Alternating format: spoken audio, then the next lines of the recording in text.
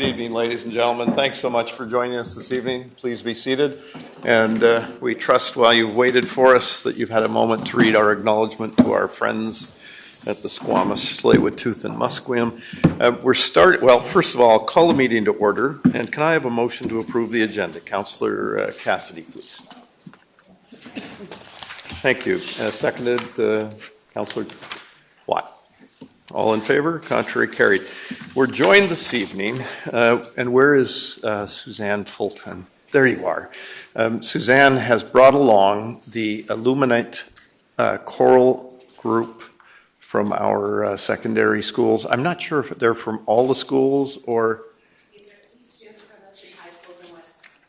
That's excellent. 3 public high schools, and they have the opportunity in June of next year, 2025, to sing at Carnegie Hall. And I can tell you, as a father who watched his daughter sing at Carnegie Hall when she was about your age, it is an absolutely wonderful experience. And so what I am asking people to do, and I think there'll be some brochures on the counter over there, and I'm going to circulate this around to help them fund this trip. Well, they need a bit of help to fund this trip. And so I'm putting it out to anyone who could afford a donation of any amount to help these young people realize their dream. Suzanne, I turn it over to you. Thank you. I actually come down with laryngitis. So the student's going to speak for it. Good evening, and thank you, Mayor Sager, for inviting us to sing tonight. We are the Lighthouse Ensemble from West Vancouver Schools, formerly known as the WV Schools Honor Choir Program. We have 3 choirs that range from ages from grade 5 to 12 and feature audition singers from across our school district. We're excited to tell you about an upcoming opportunity we are fundraising for. In June of this year, we will be traveling to Carnegie Hall in New York to sing a world premiere about climate change with an orchestra. Our trip will be 6 days and 5 nights and will include a visit to a Broadway production and many more educational experiences. As you can imagine, a trip like this is very costly. It is approximately $5,700 per student. Part of this high cost comes from the use of such a prestigious venue. We're excited to raise awareness for our ensemble tonight, and in hopes that some of you, or those watching the meeting, might feel inspired to help our dreams of Carnegie Hall 2025 come true. Our wish is that we can fully support at least 2 of our singers who cannot afford the trip, and also provide scholarships to a few more singers who are so deserving of this exceptional opportunity. Tonight, we will be singing Halarotan for you.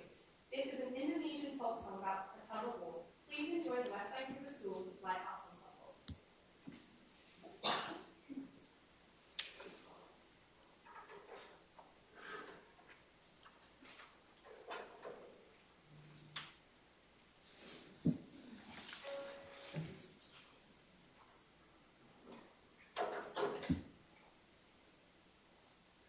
Hela, hela, rotan, hela, rotan, hela, hela, rotan, hela, rotan, hela, hela, rotan, hela, hela, rotan, hela, rotan, hela, hela, rotan, hela, rotan, hela, rotan, hela, rotan, hela, rotan, hela, hela, hela, hela, rotan, hela, hela, rotan, hela, hela, rotan, rotan, si facciava.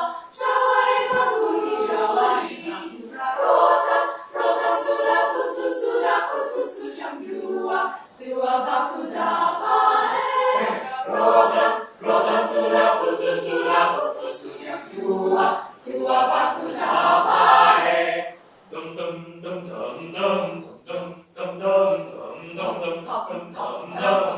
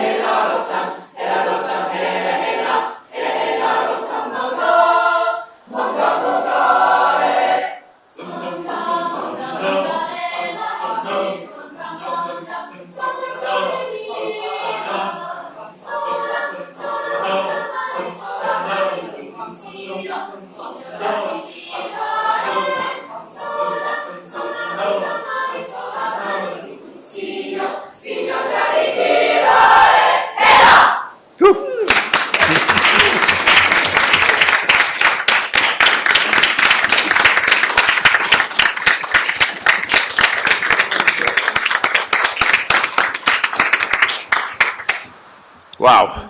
I didn't know this room had any reasonable acoustics at all. That was spectacular. And thank you so much for joining us tonight. I sincerely look forward to seeing you Carnegie Hall. My daughter does live in New York. Her experience there led her to go to the Manhattan School of Music. Then she performed for 2 years for the San Francisco Opera, and she just finished as the lead of La Boheme in San Jose. And she would have been here tonight if it was not for a flight delay out of a rehearsal or auditions in Germany and London. She was flying home tonight. I was hoping she'd be here. Well, perhaps she'll be in New York when we're there. Maybe we'll have to hire her for a workshop. There you go. Thank you so much for joining us tonight, and all the best. Thank you.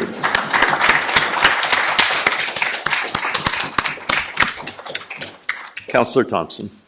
Wow, I just want to say that was amazing. You gave me tingles. And I'm just going to tell you while you're leaving, it was the best way to end up the year, prepare us for the new year, and also we are going to be discussing our climate strategy tonight. So it couldn't have been Yes, a perfect very trifecta. So good luck to all of you. Thank you. So on that, I'd like to recommend that the presentation from West Vancouver Schools Illuminate Choral Program be received for information and enjoyment with thanks. Thanks, Councillor Snyder. Question, all in favor? Contrary carried, thank you. And now we welcome a group, the West Van Players, who have a brief presentation. And I've got to say how incredibly great it was. We heard the fun and laughter from all of you enjoying our new piazza. Thank you so much, Mayor and Council. Mayor Sager and Council.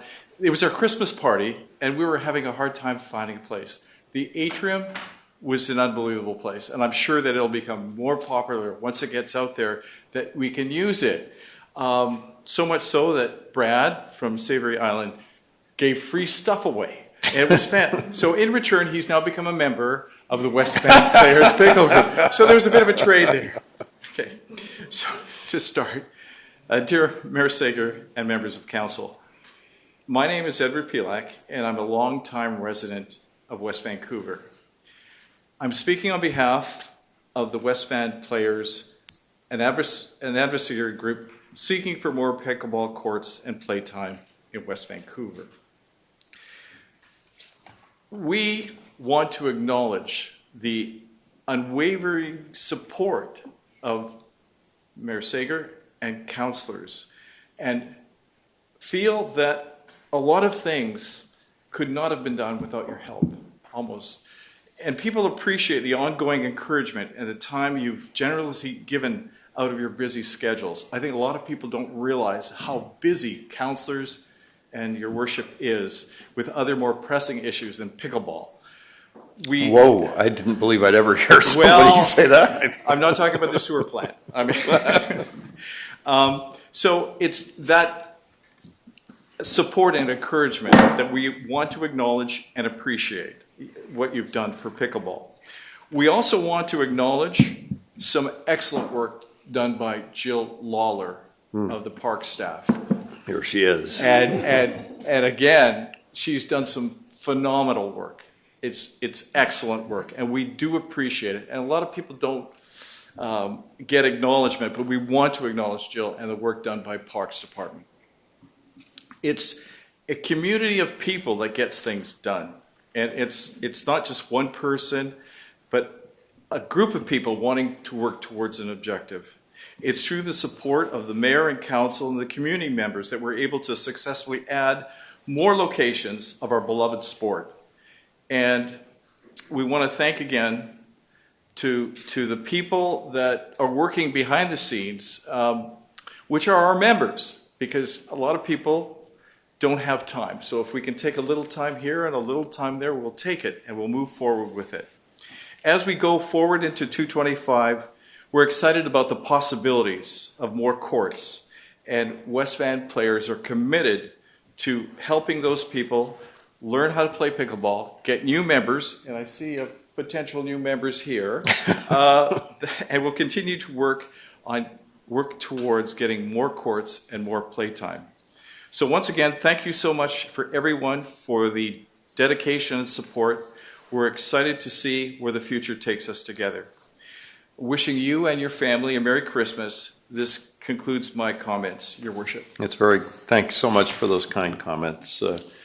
And thanks for being the first to use, you call it the atrium, I call it the piazza. Thank you. Councillor Watt. Yes, and I just wanted to say, Mr. Pelak, that I don't think there is anything more important than pickleball, which I've learned since I've been on council. But thank you for your presentation and also your support of all of us. And on that note, I'd like to recommend that the presentation from West Van players be received for information with thanks. Thank you. Councillor Gambill. Question, all in favor? Contrary carried. Thanks again. Thank you so much. And now we'll move to item 5, the 5-year financial plan. It says here we're going to have a presentation.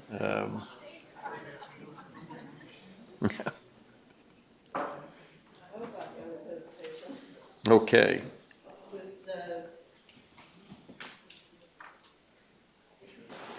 How do I get to it? Oh.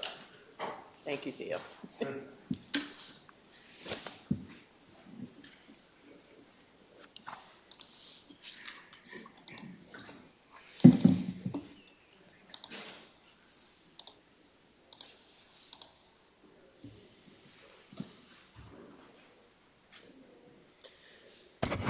Thank you, Your Worship. So tonight, what I'm going to do is quickly run through the 5-year financial plan context presentation. This is the presentation that we will be presenting to the public in January and getting feedback on. I just want to make it very clear that this is not the final budget for the district. We are continuing to work on it. We're continuing to seek input from the public, from council, and also from all of staff so that we can refine our estimates and hopefully bring in a budget which everyone will be able to support. This is how far we've gotten, so to speak, and we will continue to work on the budget. So having said that,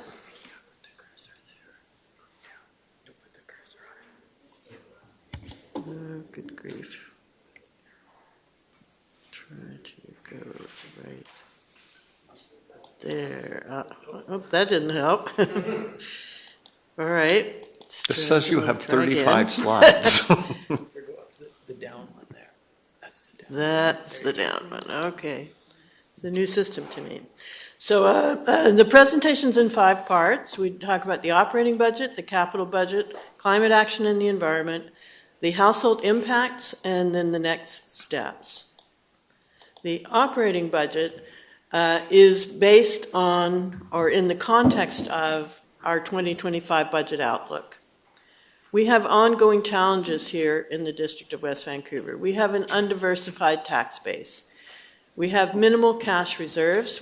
They're not as minimal as they were when I started here. We've built them up, but they are still not really comparable to other municipalities in the Lower Mainland, and possibly not as robust as we would like them to be for some of the things we're trying to provide for. All municipalities have limited revenue sources.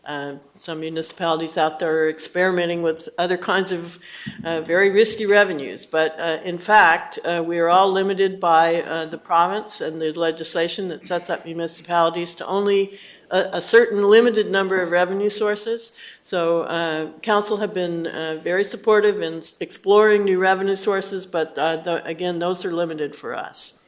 We have challenging geography in West Vancouver. Some of the recent atmospheric events that we've had have brought this very strongly home to us. We live on the side of a mountain. We have many, many water courses. We have many, many trees. And, we have a wonderful environment here, but it's very challenging to maintain infrastructure in an environment like this. And as I mentioned, climate change, wear and tear, weather threats, and cost to mitigate and respond to the more intense events that we're seeing more frequently makes it very challenging for us. We want to protect these natural resources, but the public demands for service levels sometimes cause us to have a challenge doing that. And also, costs continue to rise. In 2025 in particular, we've got regional collective agreement patterns, which we're pretty well constrained to follow. We continue to have inflation. Inflation has actually calmed down, so to speak, but costs do continue to rise. Inflation right now is somewhere in the 2% range, so that's not at the level that it's been for a couple of years past. However, it still has an effect on our costs. And in the construction world, which is where many of our costs come from, because we are in great part, at least on the engineering side and infrastructure side, we are a construction company. The construction-related inflation continues to be higher than consumer price inflation. Interest rates are decreasing, as everyone knows. Bank of Canada is now at 3.25. This is impacting our investment income. We are still actually beating the Bank of Canada rate. We're coming in at around 4.25 on average. However, as our investments mature and roll over, we will see an impact from this, and so we've had to lower the forecast of investment income in the budget. We have imposed costs from other agencies and partners to whom we are contractually bound, particularly in the regional area. It's the regional district, but not just the regional district, the Greater Vancouver Water Board, the Sewer and Drainage District. All of those have costs which are going up. ECOM, which is our regional radio system, and areas like IHIT, which is the integrated homicide team that we participate in. All of these seem to be showing significant increases in costs. And these, of course, have to be reflected in our budget. We have a deferred asset maintenance gap, which we've been dealing with for over 10 years. We are closing that gap, but it's still there. And this is where we are going to discuss the asset levy and what we might be able to do about that. And then we have Council strategic plan beyond the core services. There are many aspirations that Council has and that the community have, which we are trying to meet while still maintaining the core services. So with all that said, what we have done is worked with all of our departments and all of our directors to come up with forecasts for costs and revenues. And when we started this process, what we originally came back with was a 7.89% increase. We knew that that was not going to be an acceptable increase to go forward with, even to the consultation stage. So we then carefully, with the help and support of the staff, went through every single line item, every revenue, every expenditure to see if we could do a better forecast. And we were managed to reduce the operating levy to 5.52%. Now, that does not include an increase to the asset levy. So if the asset levy were to be increased by another 1%, which we would recommend, that would be a 6.52% increase. But again, I want to emphasize that process that we went through where we reviewed everything, we are continuing with that process. We're continuing to review everything. And we do have reason to believe that we will be able to lower this operating levy. But we're now going to seek input to help us do that. This is just a chart showing what the tax rate increases have typically been. They haven't been in the high range. In 2024, Council did, in fact, increase the asset levy by 4%, which really helped us to close the gap that was developing, not completely, but to a great extent. But the operating levy was only 3.54. Now the operating levy is higher, and I'm going to get into exactly why that is. Our preliminary budget doesn't just look at expenses, it also looks at revenues. And we are projecting a $58,000 increase to our revenues net, and I'll get into some detail on that. But then the expenses are growing by quite a bit more, which is where the 5.52% increase comes in. So on the revenue side, we do have increases. We have taxation from non-market change, and we are continuing to look at this, and in fact, we'll be meeting with the Assessment Authority in particular to discuss with them whether they have in fact fully considered the impact of the changes that have been made, particularly in respect of Cypress Village and that area. Have they fully considered what impact that might have on the value of those lands?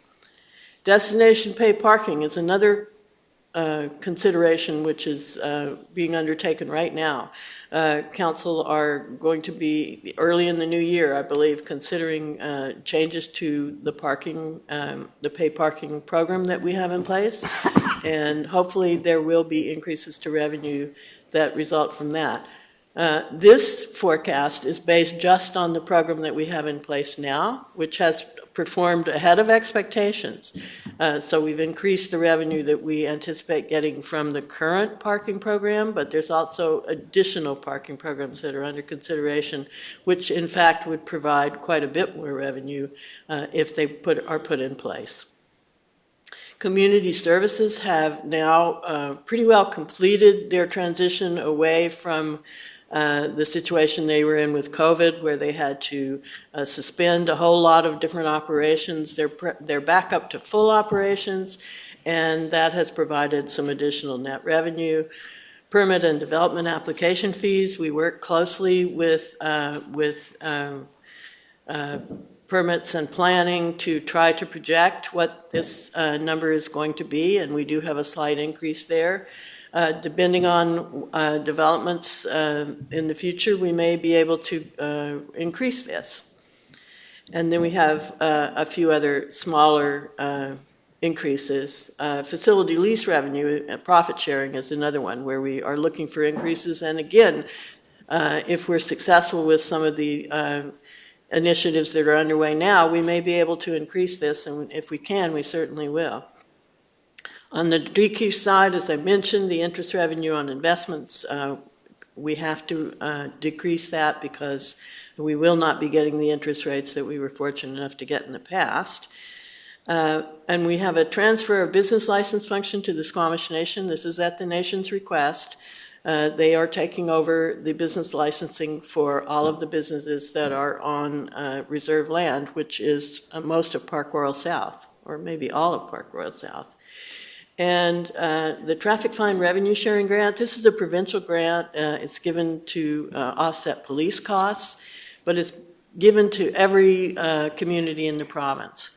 So and it's prorated based on how much is being spent on police. So as other communities increase their spending on police more than the District of West Van, our share of the traffic fine revenue sharing grant goes down. And they've informed us of what our share will be, and so we know that in fact this is a reduction. This is just a little bit more information on destination parking. In May, Council, when this program was put into place, passed a motion saying that the net revenue should be used for maintenance of the subject parks. But in November, they passed a resolution saying that the net revenues could be used to support all of the district parks, culture, and community services. And this may help us to adjust some of the costs in our budget. And as I said, pay parking expansion is under consideration, and anticipated gross revenue of another $1 million, which we have not included here because we cannot include it until Council have endorsed this, but it would be very helpful in lowering the tax in the proposed tax rate. So here are the expense details. You can see, I think, very quickly that the highest impact for sure, is from the labor agreements for existing staff. These labor agreements, we have 5 different agreements. We have contracts in place and contracts that are under negotiation. We work closely with HR to come up with what we feel are reasonable forecasts for how labor costs may increase. And we implement those into the budget. And again, we are reviewing those. In some cases, we're constrained by what is happening in other larger municipalities which negotiate ahead of us. And we are really not able to negotiate anything that is very different from what others are doing because otherwise that would have a serious impact on our ability to recruit staff. I mentioned the imposed external agency costs. I'll have a breakdown of this on another slide, and our contractual obligations and inflation, and so on through the list. I have breakdowns to follow, but as you can see, it comes up to 5.58%. This is, again, a little bit more comment on the labor agreements. We negotiate collective agreements with each of our unions. There are 5 collective agreements and 3 unions, excluding transit, with varying terms of renewal, and our estimates range from 3 to 5%. And there's a slight increase to the fringe costs as well, including our costs for benefits. Also, WorkSafe and CPP and EI have also all increased, and typically the pattern of wages and benefits is established, in the Metro Vancouver region, and West Vancouver aligns with this pattern.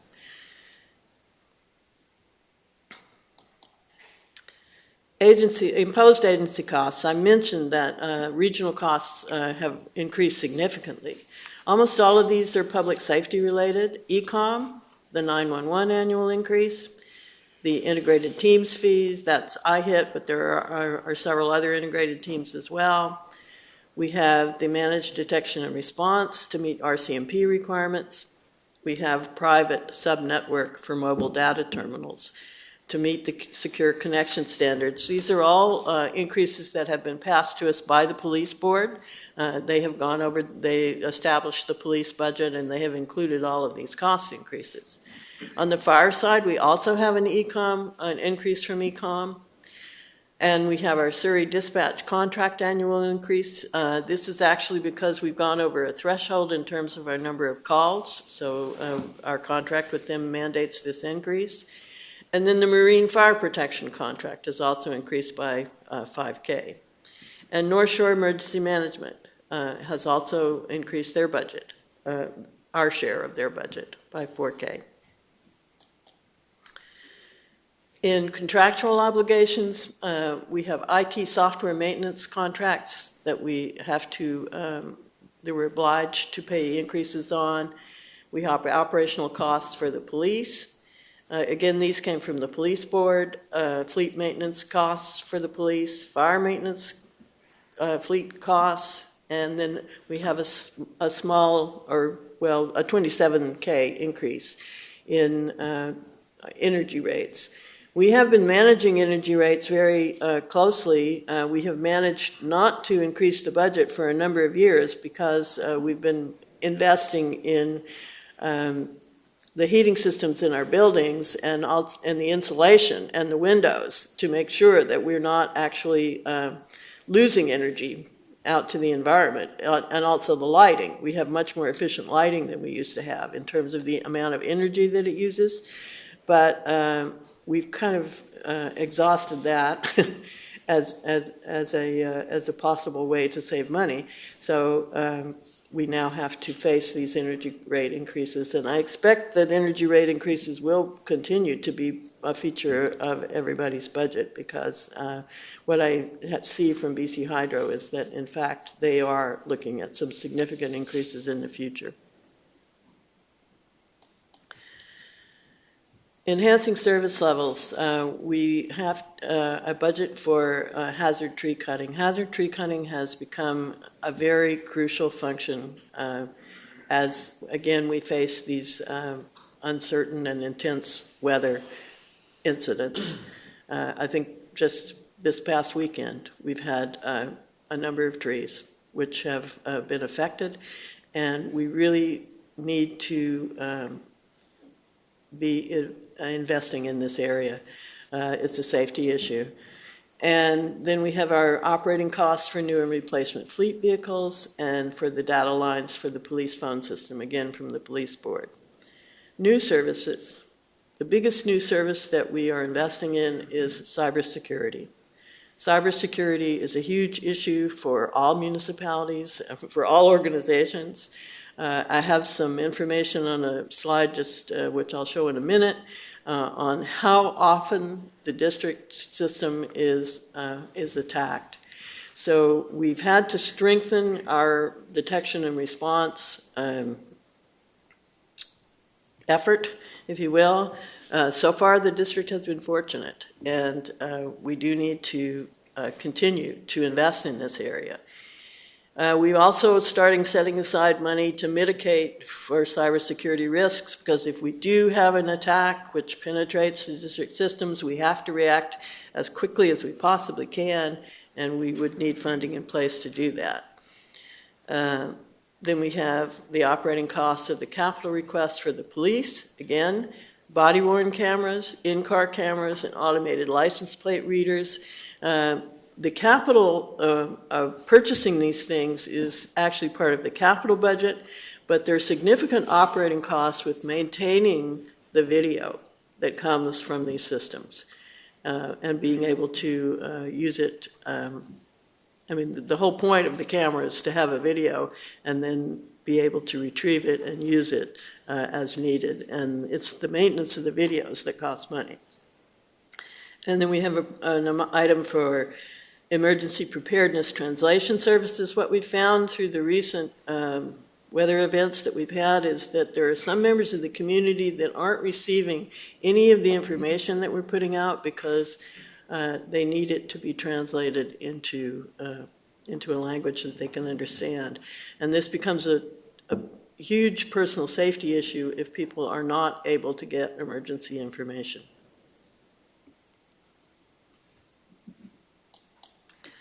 So cyber risk, we are under constant threat of cyber attacks. We have over 1 million attacks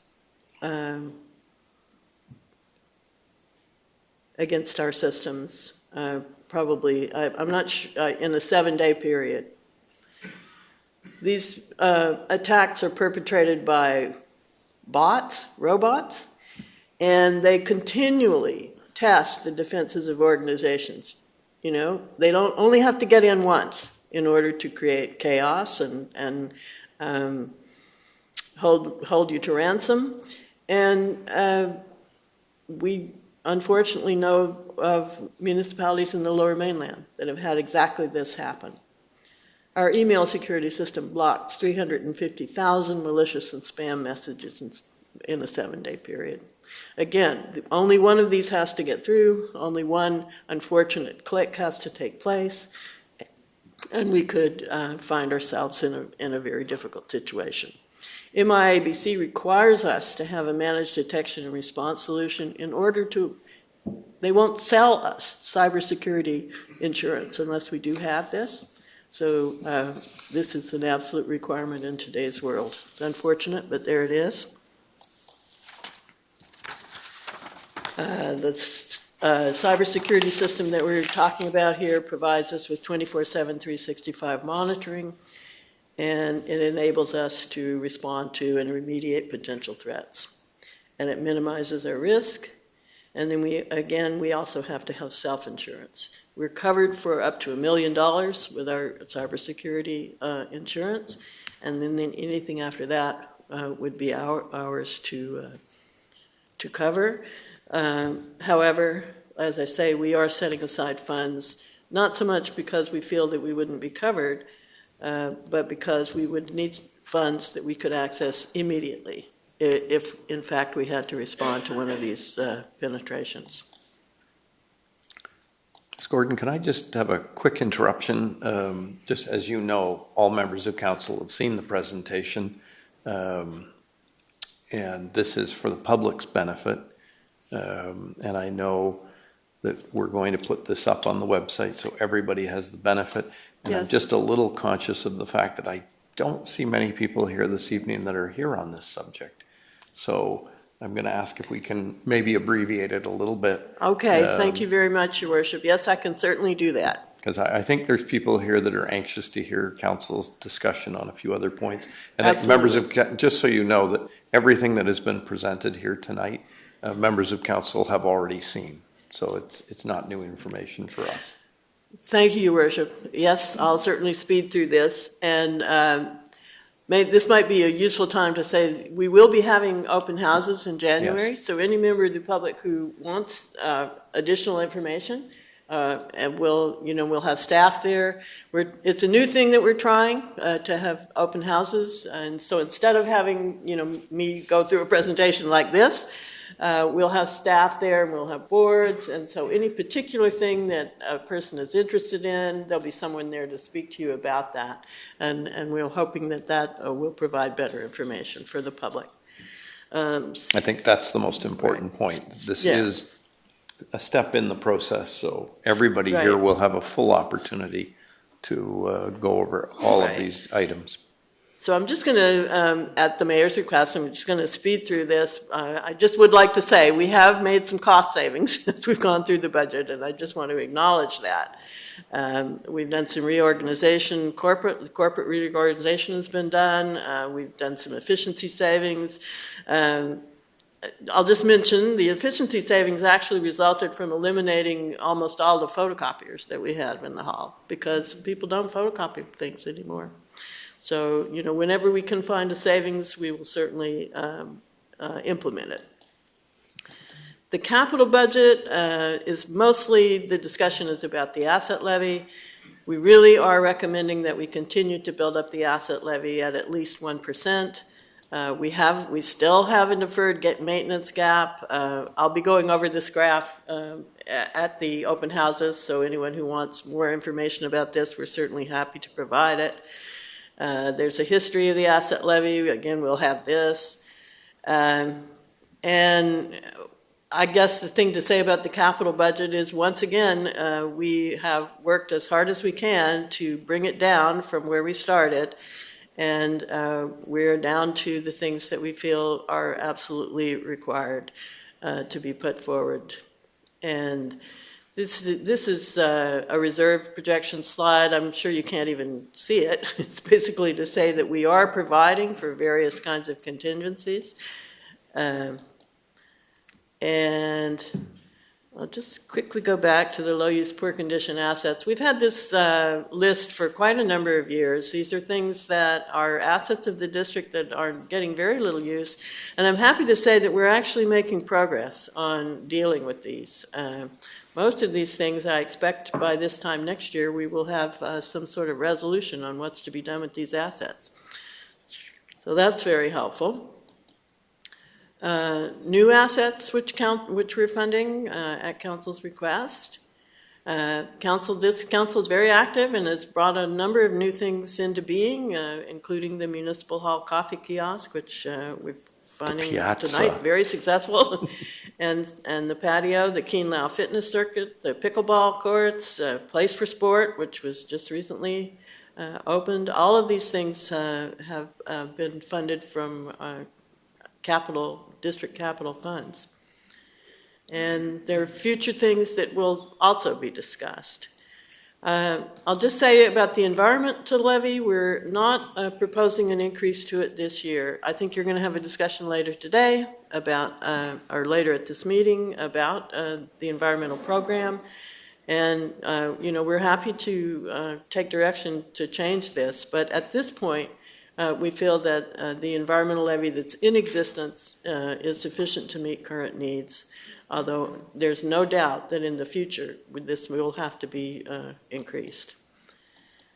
Here's the household impact numbers.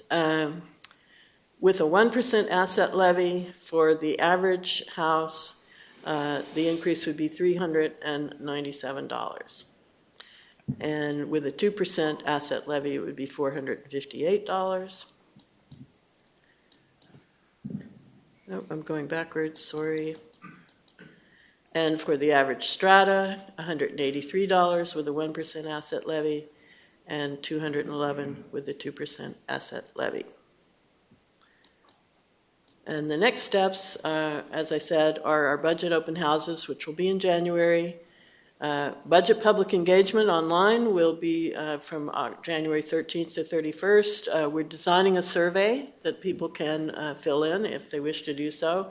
We'll have that available also at the open houses.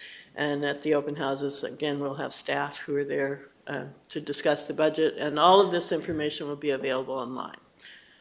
Thank you, Your Worship. Thank you, Ms. Gordon. Great presentation, and as I say, this is so the material is out in the public domain, and we'll look forward to input and discussion. Could I ask Councillor Gambioli to make the motion and also to refer it to our new Finance and Revenue Committee, if she would be so considerate? Right. So that's pretty complicated, a lot of information to absorb. I encourage everybody to check out the numbers online and attend a workshop in January if they're interested. And I want to thank staff because I know it's been it's a particularly hard year for the budget, and staff have worked really hard already for many months crunching these numbers and trying to make everything work for the lowest amount possible. So I will recommend that the presentation regarding 2025 to 2029 5-year financial plan context be received for information and sent to the new Finance and Revenue Committee for Thanks very much. Input. Thank you very much. Councillor Cassidy, seconded. Any discussion? I'll call the question. All in favor? Contrary, carried again. Thanks very much, and we do look forward to public input through this process. We'll now move to the climate action strategy, and I believe we have a presentation, a brief presentation, because this is a very long and comprehensive, very well-written report by Ms. Keith. I'll be as brief as possible. And I suspect there are lots of people tonight in the with us tonight who have actually read all of this. And yes. Okay, thank you, Mayor and Council and members of the public. I'm here tonight to provide a brief overview on the climate action strategy.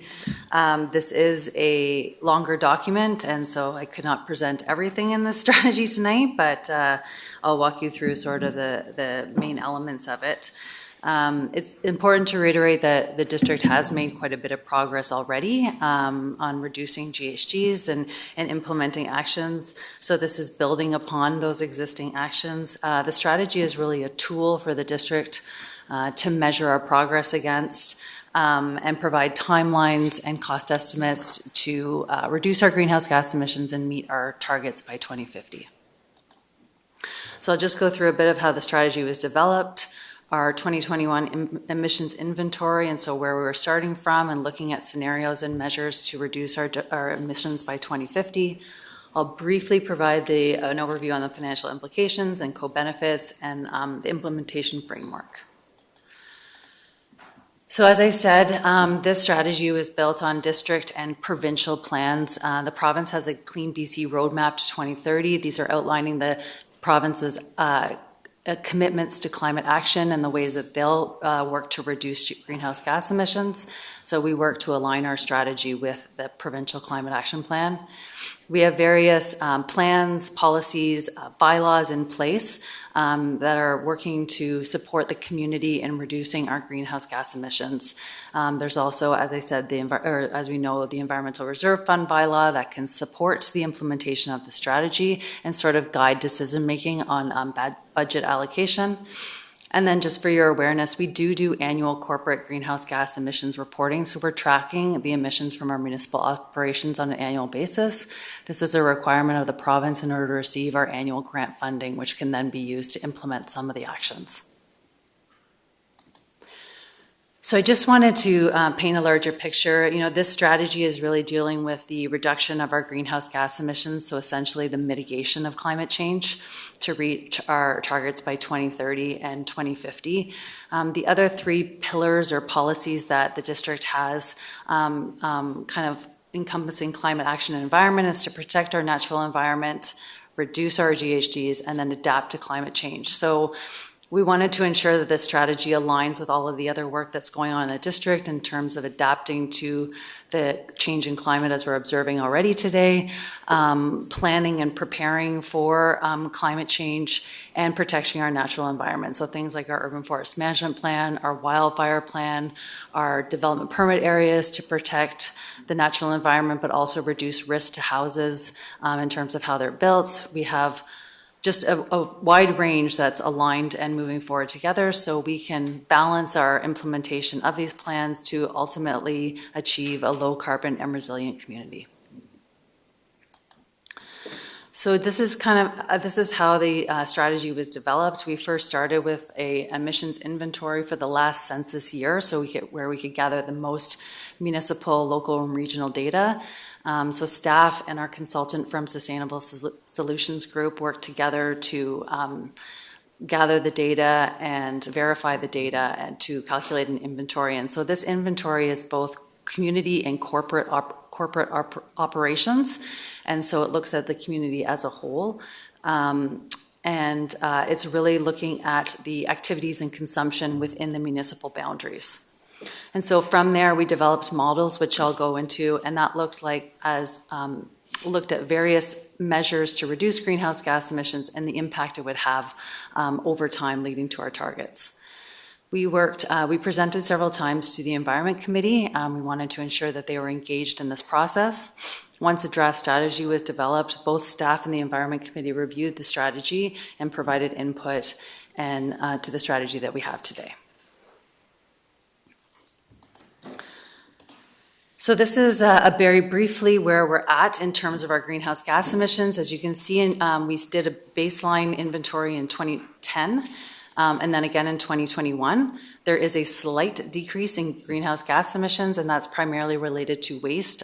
During that period of time, the organics diversion requirements were put into place for Metro Vancouver, and so that's really decreased the amount of waste that's going to landfills.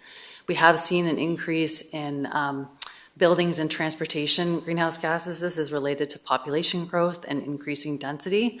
That being said, during this time, we have implemented things like step code for new buildings and other policies that we will start to see reductions in GHGs. They just weren't recognized or realized in this inventory. And then we show the 2030 target of a 45% reduction that we need to strive towards. This is for the entire community. Approximately 2% of the greenhouse gas emissions are from municipal operations, so a fairly small proportion coming from our facilities and our fleet and that sort of thing. So just to give you a brief scenario, we looked at overview. We looked at three different scenarios. We looked at business as usual. That's not taking any interventions to reduce greenhouse gas emissions. So that's really just accounting for population growth over time. And you can see that the greenhouse gas emissions will continue to increase with no interventions. The business as planned scenario accounts for the commitments that Clean BC has made in terms of transitioning to zero emission vehicles and land use planning and looking at other renewable energy sources and supporting the electric grid, as well as district plans that have been approved. So looking at what local area plans that have been approved, what impact they will have, our fleet transition, our step code and zero carbon step code implementation and that sort of thing. So the business as planned, assuming that the Clean BC will follow through with all their commitments, does significantly reduce our greenhouse gas emissions. So that's really important to note that things that we already have in place or measures will actually see a significant decrease. That being said, it won't meet our targets to 2050, and so the low carbon scenario was exploring all different types of measures to reach our goals. And I'll get into a little bit of where those are in the next slide. So just looking at it at a different way of looking at this, The large green area is the reductions that we'll see from our business as planned actions. So everything that we have committed to, approved, or in place. So that does take us below the 2030 target if it's realized and moves forward at the pace that we need to move forward with. And then the low carbon additional reduction measures are the ones that will take us further to 2050 target of net zero. And those primarily include retrofitting of our existing buildings, both out in the community homes and apartment buildings, as well as our municipal operations. So a large proportion is focused on transitioning away from natural gas in homes to electrification.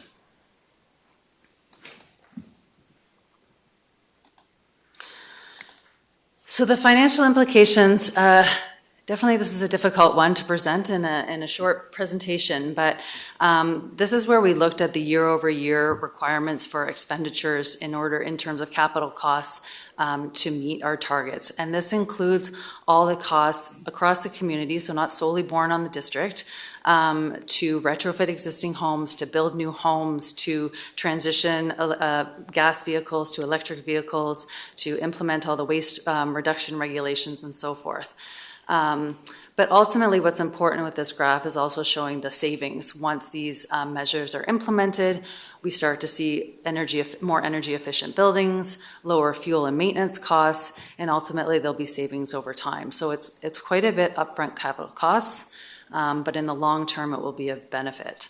It's also important to note that this doesn't actually include the social cost of carbon. So recognizing the savings or the avoided costs from mitigating climate change that we would see from droughts and wildfires and impacts. And so that's important to note as well.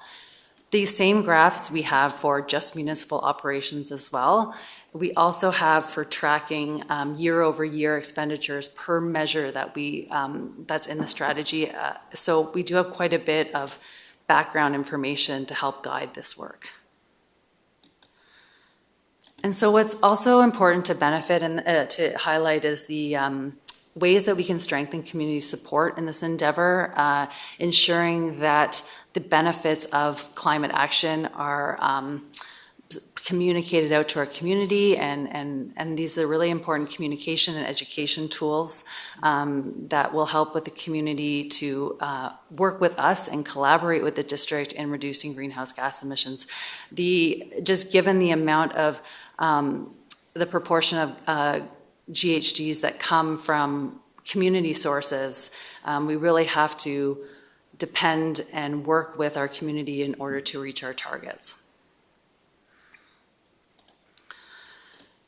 So some of the key messages just from what I was speaking to is we are continuing to make progress on reducing GHGs. As our step code is implemented, we're almost at the highest step, reducing greenhouse gas emissions from our new buildings.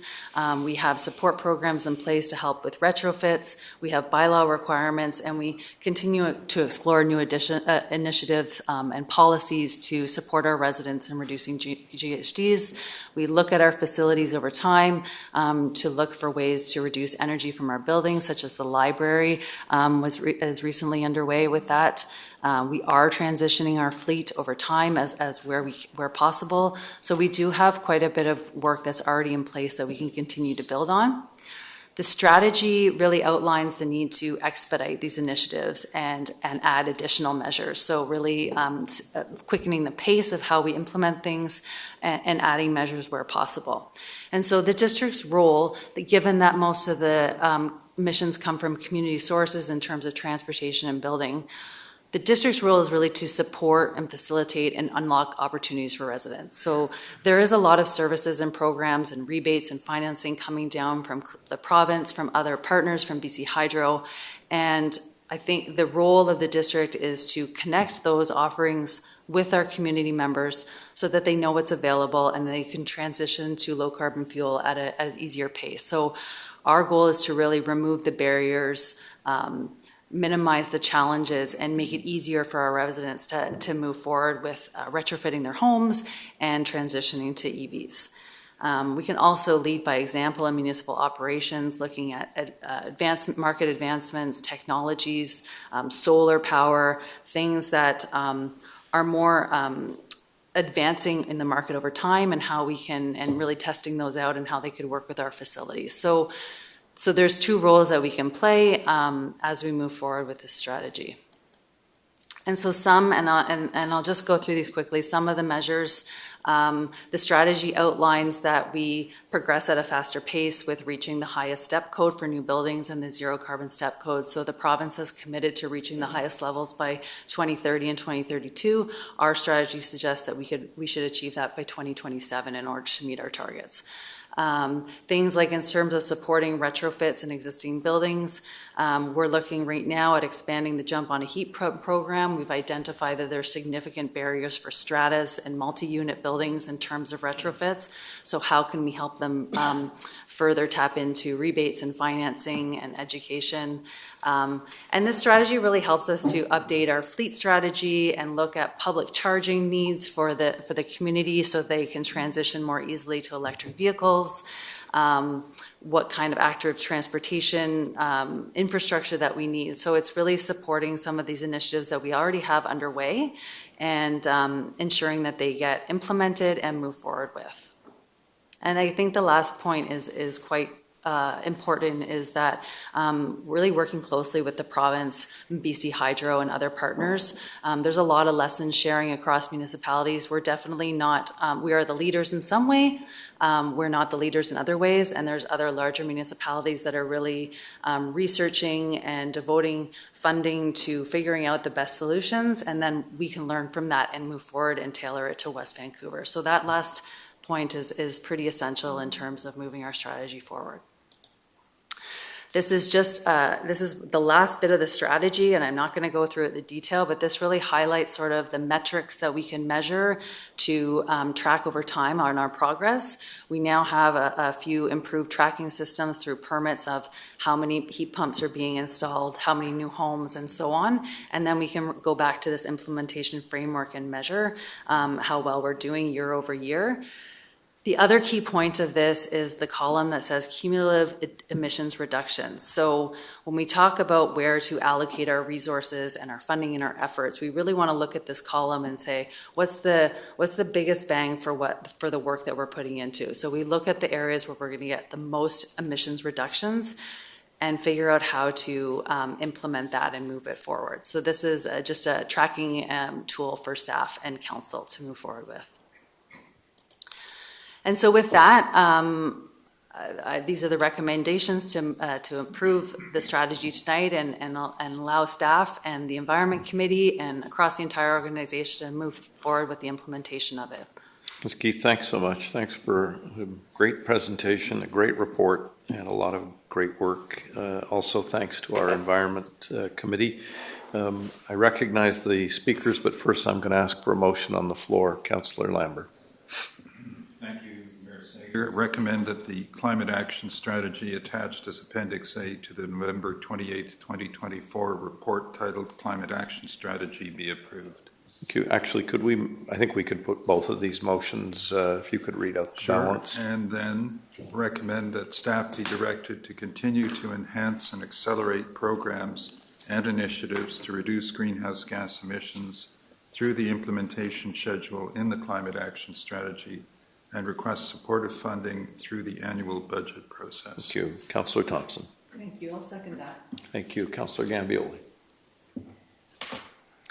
Yeah, so just a few questions related to this report. So in the motion, just the last part there of the motion related to the budget, I'm a little bit concerned about our capacity to, expedite these existing initiatives, because we've really spent many years talking, and we have really very few staff on the ground to accomplish this. So can you just speak to the, our bench strength and what's going into the budget, or what's already in the proposed budget that Ms. Gordon spoke about earlier? Do we have enough in the budget that we're proposing to actually make a difference in 2025? Thank you. Ms. Keith. So through the Mayor to Councillor Gambioli. So right now, the 2025 budget, doesn't reflect anything from the strategy. We wanted to get the strategy approved before we come back. That being said, the environmental levy that's coming out of 2025 is not allocated to anything yet. So there is budget to use. The benefit of the Environmental Reserve Fund bylaw that allows the allocation of funding is that staff could come at any time to request funding to implement this strategy. So just because we have missed the 2025 annual budget cycle preparation doesn't mean that I couldn't come in 2025 to request funding to work on some of the measures. So, for example, we have just completed a grant funding application with BC Hydro to expand the Jump on a Heat Pump program to serve our strata and our multi-unit. If that grant funding comes through, we have to match a little bit, so I could come forward at that time to request the funding. We also have the grant funding from the province that we can use for these various things. So there is budget to move things forward in 2025 in terms of staff capacity. So my position, I work quite closely with Mr. Bailey in Mr. Bailey's department of planning. We have a strong environmental protection team. I have a climate action coordinator position. I work quite closely with the engineering services team on our fleet strategy as well as our public charging stations. So we've identified specific tasks that we'd like to work on in 2025 in terms of looking at our public charging station capacity, demolition waste reduction strategy, really getting that done. And so I think, and then expanding our services to support retrofits. So I think that there is capacity to get some of these going in 2025. Okay, I'm just going to suggest that, yeah, if there's any time before we approve the budget, it might be just a little bit quicker to, make those suggestions instead of coming back each time for each initiative, get it in the budget. Okay, so my second question, I have three questions, is I noticed that the concept of solar panels for district or even community and supporting that is not high on the list of priorities for the what's the business as planned scenario. So can someone just explain why that wouldn't be, especially on buildings such as ours, at places like the rec center where, the electrical is already there, we just have to buy the panels and put them on the roof? Why is that not considered a low-hanging fruit kind of thing? So through the mayor, that's exploring solar panels for our facilities is in the is a measure in our low carbon scenario framework. So it is something that we could pursue to explore. I think that is worth pursuing. We have looked at the feasibility for our community center, for example. There's quite a few rebates now coming from BC Hydro. The other nice thing is that you can now tie in solar panel energy to the BC Hydro grid, which is really beneficial to create sort of a local energy source for that area. And so I think that is a really great opportunity to move forward with. I think part of the strategy moving forward is to be working with our facilities department to incorporate sort of the pace and needs from this strategy into our asset management and maintenance. And so we have been talking about the ice arena and the community center and how we can explore different types of energy sources. Okay. I just, good news, I just heard from the Kiwanis that they are using these brand new rebates that have just come out at the end of August to cover both of their new buildings completely with solar panels. It's going to be the largest solar panel installation on the North Shore. And they've just approved it. So that's a little bit of good news. So maybe you can add that to your dashboard last year. And my last question, I guess, is, just in general, I know what my impression is, but how can you summarize? I mean, the gist of this whole strategy, in my opinion, is the community has got to step up. And we've got to educate and support the community to do that. But when I say the community, I'm talking about residents. 98% of the greenhouse gas emissions in our community come from residents, their homes and their cars. not from the district. And we've been doing a lot ourselves, and some residents have been doing some things. But what are the one or two things that residents can do to come along with us and, dig deep and get these GHG emissions under control? So I think that you were pretty on the target when you said that there needs to be more education and information given to our residents, and that's part of our role. I think that there's a lot of misinformation out there. I also think in speaking to residents about what there is out there to help them, it's pretty unknown right now. I mean, even our Jump on a Heat Pump program, the majority of residents in West Vancouver doesn't know it exists. And, there's a lot of services now that will, and our program does it too, will hold your hand through every part of the retrofit process. And I think, it's quite overwhelming to look at how to retrofit your house, especially when some of the houses are from the 50s and 60s, and they're large houses and they're not energy efficient. So I think that what it holds people up is that they have to do a lot of work to get to the point where they're efficient, they're cost savings, and they are electrified. And so what we can do and what's important is that we don't want to miss any opportunities. So when someone has their furnace goes out, we want to ensure that they have enough knowledge and education and information that they're not making a last minute purchase for another natural gas furnace. So it's the upfront planning and knowing what's out there. Some of the other feedback I've heard is that contractors deter people from heat pumps. And so how to navigate that industry. But we have, one of the Jump on a Heat Pump program we do every year. We refine the program, we expand our services, and it's based on interviews and surveys that we conduct in the previous year.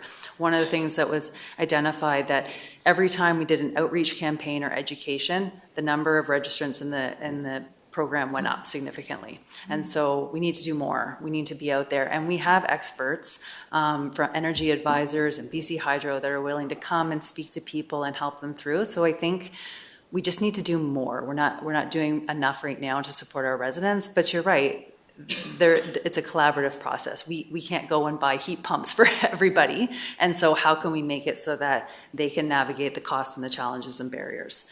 And that's really, I think, where the district at a local level fits in. Thank you, Ms. Keith. Councillor Snyder.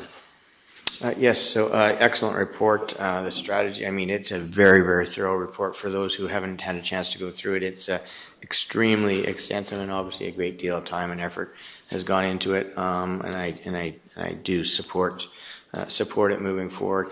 The one thing that you've mentioned is the incentive to incentivize our residents, which is one thing. And I know that we're getting a lot of pressure in the community on the other end of things, and that is for development. And your report goes on to talk about increasing density in certain areas to densify areas as part of a way to help manage these things.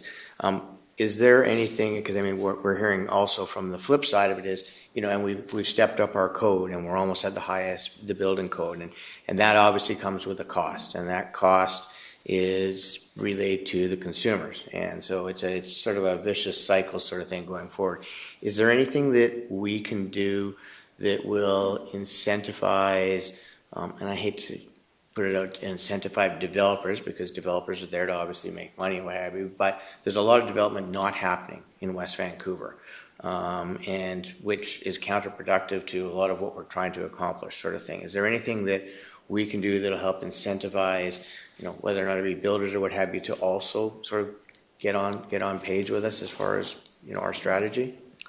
So through the mayor to Councillor Snyder, interestingly enough, there is quite a few organizations, recently as this has been quite prevalent in the news for the city of Vancouver as they've gone through kind of a review of their new building codes and that sort of stuff.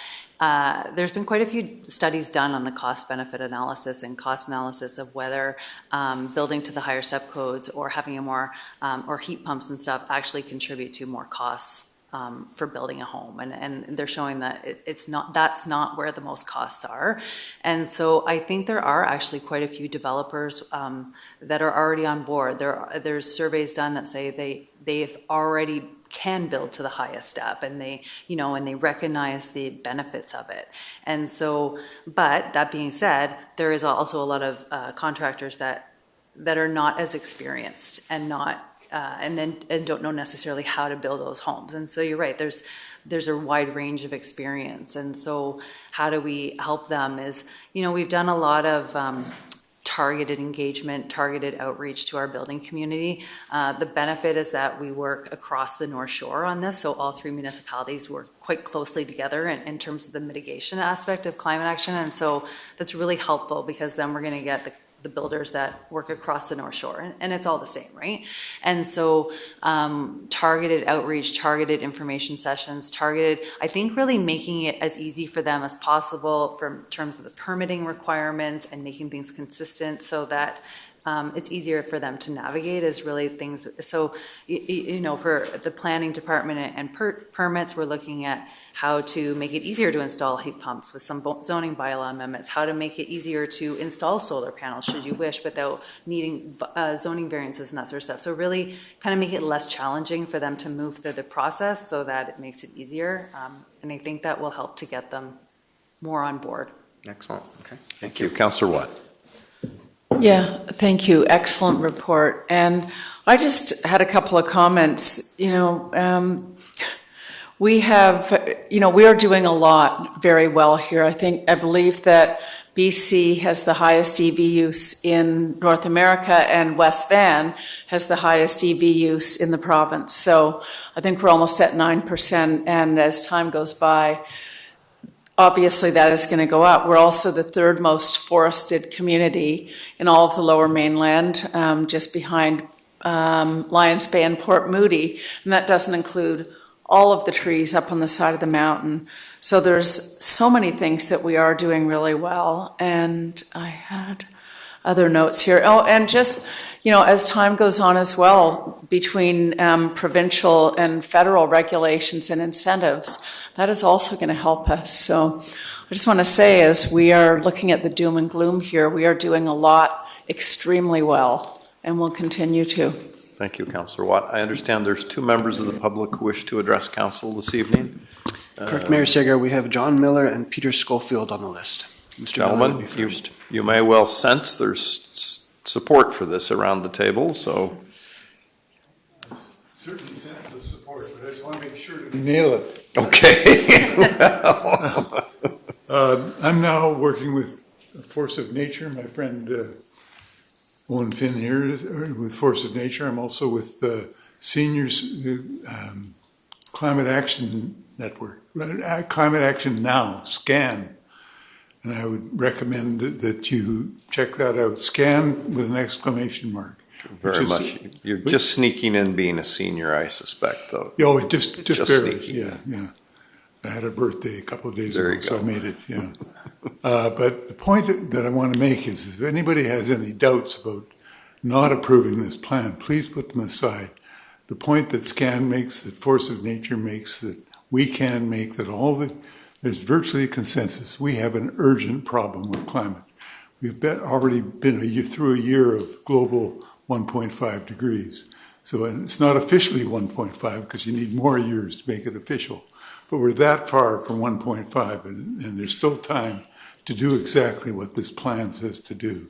So that we do not want to delay at all by not approving this. That's all I'm here to say right now is please Thanks for joining us tonight. Yeah. Thank you. Mr. Schofield? And I bet you've got the same message for us. Oh, and a bit more. And a bit more. There you go. Thanks, Mayor Sager and councillors. Peter Schofield, West Van resident. I too think this is a very excellent and comprehensive report. I've got one concern about this whole climate change issue, and that is the fact that there's recently pushback by both the federal and the provincial governments against the consumer carbon tax. And also that a lot of these provincial governments that produce and extract and export fossil fuel resources are continuing to expand those and subsidize them. This means that there's extra heavy lifting to be done by the municipalities in order that all 3 levels of government can meet their greenhouse gas reduction emission targets. So I sent a little note to you, a long note, with a number of suggestions, and I put together 14 kind of more specific recommendations or implementation measures that I thought would be helpful to the district to address their And we targets. do appreciate that. I know all the members of council have received it and read it. Good. So I just thought I'd list 10 of them here, if you don't mind me reading them. Number 1, as a guiding principle, implement GHG emissions reduction measures to achieve the low carbon scenario. Number 2, provide financial incentives for retrofitting residential buildings, including a grant to reimburse residents who pay for a home energy assessment and implement one or more of the recommended energy efficiency measures. Reinstigate the $2,000 district top-up grant to those who install qualified heat pumps in their home. Require that there be no natural gas connections installed in the construction of new homes and buildings. Number 5, require that major home renovations adhere to the highest step code regulations, which isn't the case right now. Implement a solar garden project where residents in apartment buildings and homes are given the opportunity to buy solar panels that are installed on district properties, and they would benefit by reduced electricity bills related to the number of solar panels that they purchase. Number 7, increase the annual budget for transportation and install more sidewalks and protected bike lanes. You knew that was coming. Number 8, support TransLink's bold implementation blueprint for improved public transit. And as an important climate change adaptation measure to combat rising sea levels, reconstruct the Centennial Seawalk to not only make it higher and stronger, but also widen it to accommodate bicycles and micro-mobility devices, which would essentially serve to extend the Spirit Trail between Ambleside and Dunderave. And finally, to pay for all these additional implementation measures, increase the annual environmental levy. Thank you, Mr. Schofield. Thanks very much. Is there anyone else on the speakers list? No. I thought of one more question, sorry. Okay. I'm sorry, I meant to ask this earlier, but one of your slides showed it, and I'm looking at page 10 of the report. So I was confused when I first read this. I just want to be 100% clear. This is the bar graph that you have that shows the year-over-year incremental expenditures and savings over from now till 2050. And the part that I didn't understand at first, but I think I understand it now, I just want to be clear, is that this black line on the chart indicates the net annual cost. So it's going from 0 in 2023 up to, I read it as about $40 million in 2024, right? And so when I first looked at that, I had a small heart attack. But in fact, what that means is that is what we need ourselves and the community to do. That's right. In the next year is spend $40 million, please, to buy new heat pumps, to retrofit your house, and to buy electric vehicles, not necessarily new. I've been driving a used EV for 8 years, and that is how we're going to solve this problem. But this proposal is huge. This puts a very big, I'm not going to say burden, but I'm going to say expectation on our community, all of us. The district, but the district only counts for 2% of greenhouse gas emissions. The residents of our community, by heating their homes with gas and by driving gas vehicles, count for 98% of the greenhouse gas emissions. So we need everybody in this community to spend money on new heat pumps and electric vehicles. That's what I gather from this report. Am I reading that line correctly? I think you are, Councillor Gambiel. Yeah, that is for the whole community. We do have the same graph for municipal operations, and we also have sort of year over year for each of the measures, you know, how many heat pumps we need to have retrofitted every year and the associated costs so we can track. But yeah, it's ambitious. I mean, I think the commitments at all levels of government every country, every province, they're ambitious targets. But I think we need that to get things going. And I think that's the key, and track and adjust over time. Thank you very much. Well, on that note, and getting things going, I'm going to call a question. All those in favor? Yes, the motion's on the table. Sorry, then I do have Oh, sorry. The Councillor Thompson. Oh, yeah, that's me, okay. Yeah, But it and passed. me included. Yeah, I just wanted to say how much assurance this report gave me. I think, it is a big and complicated subject, but staff have done an amazing job of understanding what we can actually do within our scope. We've stayed in our lanes, we understand who we need to partner with, and talked about all the various ways we can incentivize our community to do that. And I agree, we do need to do more. I think we do focus on incentivizing them. One comment on Mr. Schofield's list around the issue of transportation, as we know, that is a big emitter, and I think we have to go far beyond supporting Translink. We need a full, robust regional transportation plan that really takes cars off the road. My husband and daughter just got back from Japan in the middle of Tokyo. There's no traffic. Everyone's traveling by trains. But it is really a key element to that. We have control over our houses, and that will take big pressure on senior governments and constant. So thank you for this. I think it's a great comprehensive report that gives us a lot to work on. I do think some of these are ambitious targets, but agree with Ms. Keith that we do have to keep it ambitious to keep it going. Thank you. Thanks again. I'll call the question. All in favor? Contrary? Carried. Thank you.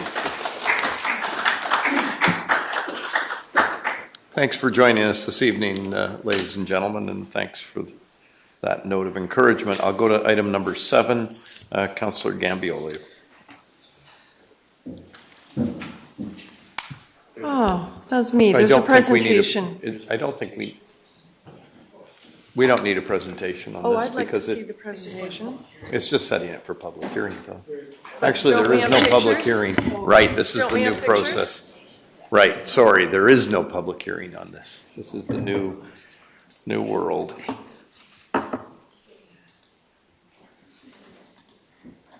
I will be brief, I promise.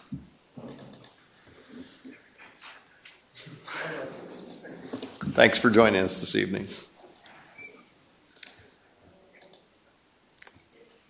So there we go. Good evening, Mayor and Council, members of the public. For consideration tonight is a proposed development project at 737 20th Street. It's a proposal for a triplex project, and you can see an image of the proposed development on the screen there. This aerial image shows the location of the site. You can see that indicated with the yellow star. It's within the Ambleside neighborhood.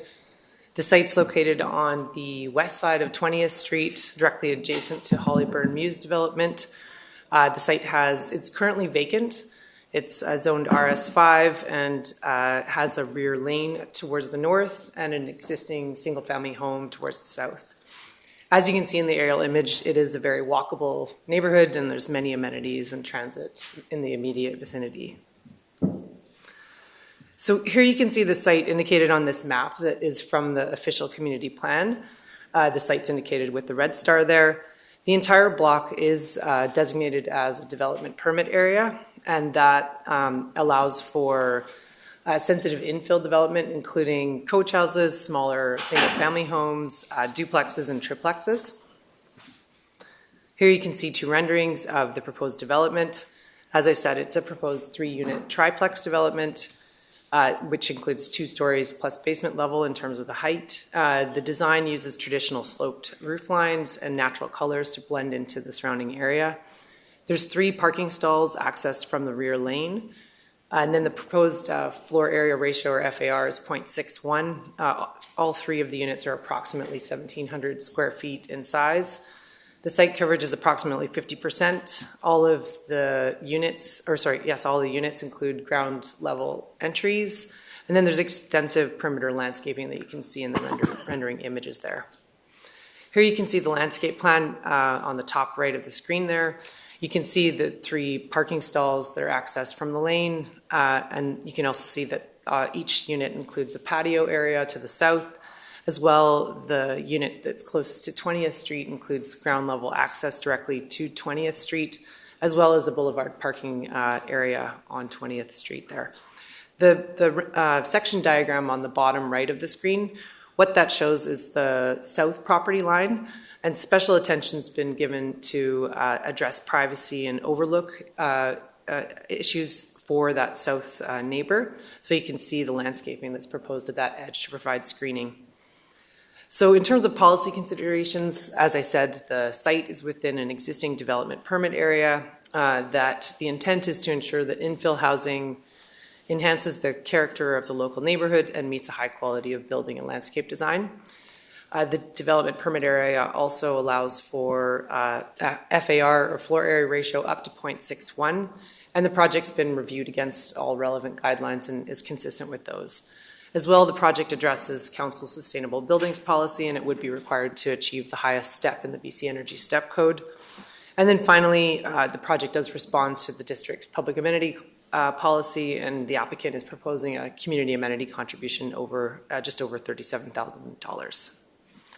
So in terms of public engagement, before submitting the formal application, the applicant held a neighborhood meeting. At that point, there were some concerns raised by residents, and so the applicant revised the proposal to respond to those concerns. Initially, the project included secondary suites, and there was concern about the number of units and the impacts, especially about parking within the area. And so the applicant decided to remove the secondary suites and then added a boulevard parking space on 20th Street to respond to those concerns. As well, as I mentioned, there's improvements to the landscape plan to improve the landscape area at the southerly property line to address privacy and overlook impacts to that southerly home. And also adding privacy screens on the upper level balconies that face that home as well. And then generally there was landscape improvements to include additional planting along 20th Street. So then after the application was submitted, the applicant hosted another neighborhood meeting, and at that meeting only 10 people attended the meeting, and generally everybody was in support of the revised proposal. So to conclude, at this point we are recommending that Council set the date for consideration of the zoning bylaw, which is required for the project, and that we are supportive of the project as it's generally consistent with the relevant development permit area guidelines, supported by Council's strategic plan to expand diverse housing supply, and specifically because the project would deliver missing middle housing in an area suitable that has access to many amenities and transit. So hopefully that was brief enough, and that concludes the presentation. The applicant team is available if Council has questions. Thanks very much. Councillor Gambioli? Did you want me to make the motion? Yes, please. Okay, I'll put the motion on the floor. Put the motion on the floor and then questions. So I'll recommend the motion as written. Thank you. Can I do that? Councillor Snyder? Second. Thank you. Councillor Thompson? Yeah, I hope we do hear from the public. We haven't, and I understand there has been a fair bit of discussion. It's nice to hear that the project has been responsive to the community concerns. One thing that jumped out on me, just because we saw a project like this a couple of years ago, I noticed the single garages, and there was a project that we learned, it was a single family lot turned into a multifamily compound of sorts with single garages enclosed. And what the residents found out is they could drive into the garage comfortably, but they actually couldn't open their doors and get in and out with anything. And I looked at these garages and I thought, they remind me of that. So, I'm assuming our building codes factor this in, and I'd just like some reassurance that these single garages can actually be used as garages, not storage rooms. The applicant is also available here, I believe. But I think it would be appropriate. This evening is only to set a date. So it is, because this project is compliant with the official community plan, as mentioned, there is no public hearing, and so this would be the only time to hear from the applicant. Oh, really? So Yes. we won't have further input on that day? This is the first one that Council has considered that is in this category that the provincial government has set, where if the zoning bylaw is compliant with the official community plan, it's prohibited from having a public hearing. So if Council sets the date for considering the bylaw and that is anticipated for January 27th, What would happen is the bylaws would be included on the bylaws section of the agenda, but there isn't public input at that point.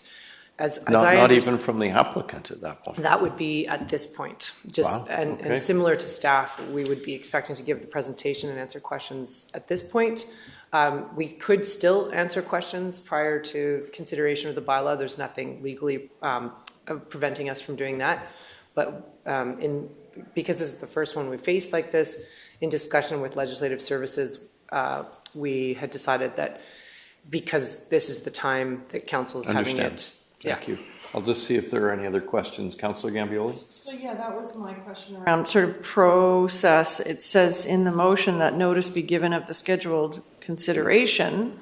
So is that given to the local neighbors and printed in the newspaper?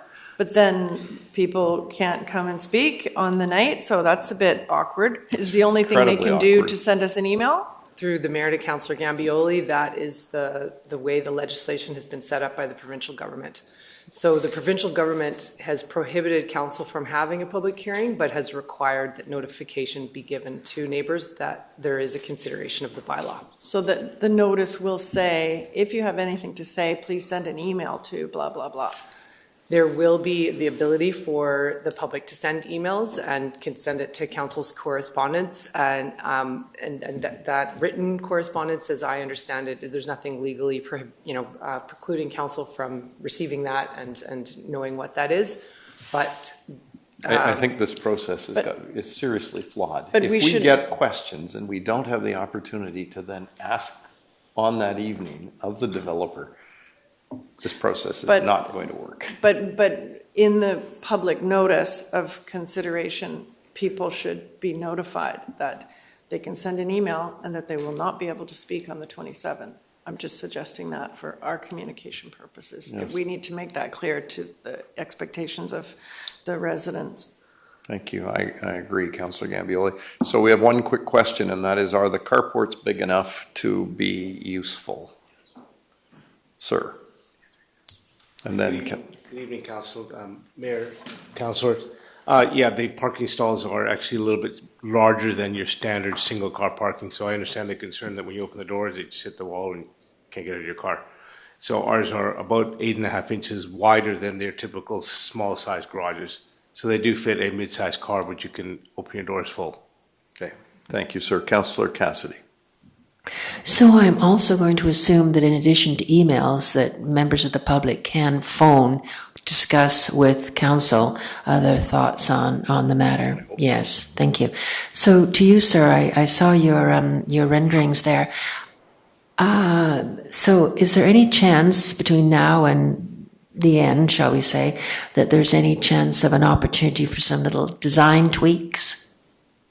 I suppose there's always an opportunity. We've done 2 public consultations from our developers' behalf, and we've taken consideration from them and added more context to the designs. But if there's some other suggestions? Well, I noticed on your decks, it looked as if your railings are all metal. They're metal with a planter in front of them to provide for foliage and greenery and privacy. Okay, because you're immediately beside the Hollyburn Mews, which is a beautifully designed building, and it has a certain look. And it would be very nice if you could somehow or other manage to incorporate your look with that of Hollyburn Mews. And one of the things that you could do is say goodbye to those metal railings, which, in my humble opinion, which isn't humble at all, that they're actually rather ugly. And so instead of having metal, that you would have wood framing. It just would look, it's a simple change, but just would look much more attractive and be somewhat more in keeping with the Hollyburn Mews. I'll certainly have that a look at. Thank you, Shouldn't be a Councillor. big requirement. Thank you. I think Councillor Cassidy's suggestion actually will help your marketability as well. Thank you, Councillor Gambioli, and then I'm going to call a question. Interesting. I 100% agree with Councillor Cassidy. That's what stood out for me about the design. And also, since we're in this new process and we have a new planning committee, is there any room for the planning committee here? Does the planning, I mean, I know we had the DRC before and they would have looked at this, but is there nobody that looks at the design elements? Because they would have caught something like this.